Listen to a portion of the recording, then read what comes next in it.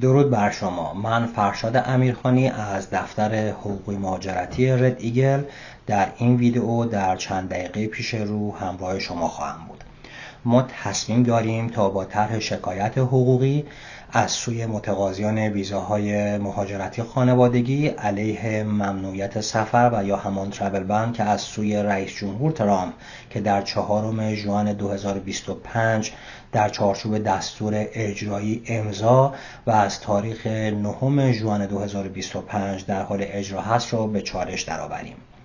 مهلت پیوستن به این شکایت گروهی تاریخ 10 اکتبر 2025 تعیین گشته و تاریخ ثبت شکایت در دادگاه تاریخ 17 اکتبر 2025 در نظر گرفته شده است.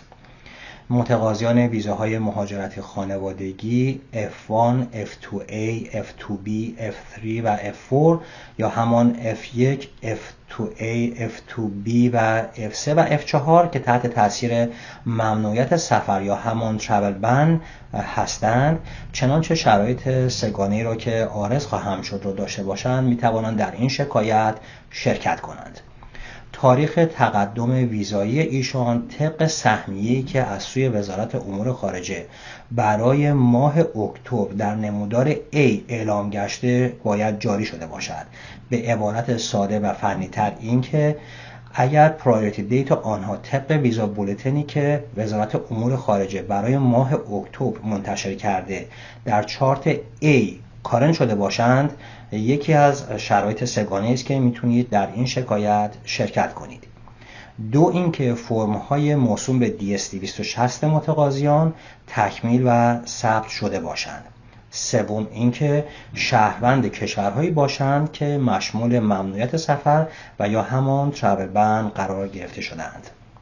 هزینه‌های شرکت در این شکایت تنها $1000 آمریکا در نظر گرفته شده برای پرونده مهاجرتی خانوادگی برای تنها نفر اصلی، به این معنی که افراد زیر مجموعه وابسته به نفر اصلی نیاز به پرداخت نخواهند داشت. چند مورد مهمی رو که باید با شما در میون بگذارم به این ترتیب است.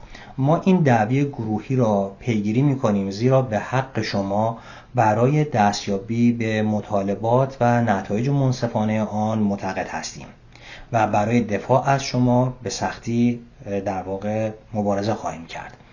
اما همچنین می‌خواهیم که شفاف نیز باشیم. اگرچه امیدوار و متعهد هستیم، اما نمی‌توانیم موفقیت را تضمین کنیم.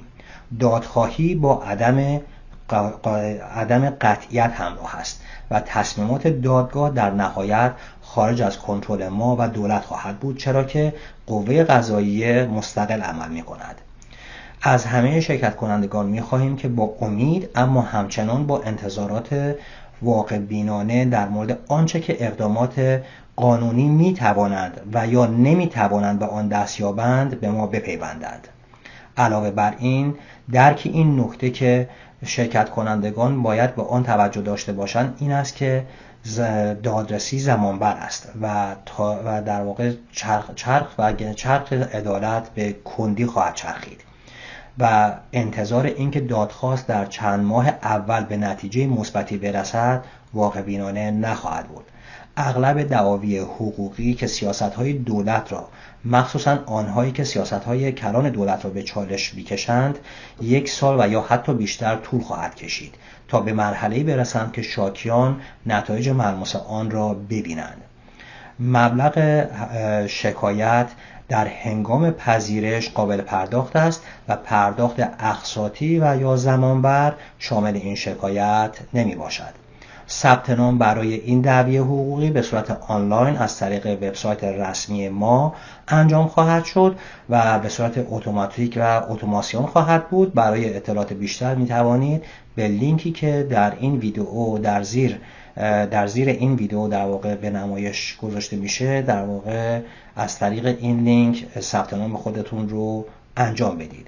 از وقتی که برای تماشای این ویدیو قرار دادید از شما بسیار سپاسگزاریم. تا دیدار بعدی، نگهدار همگی شما. خیلی تشکر میکنم.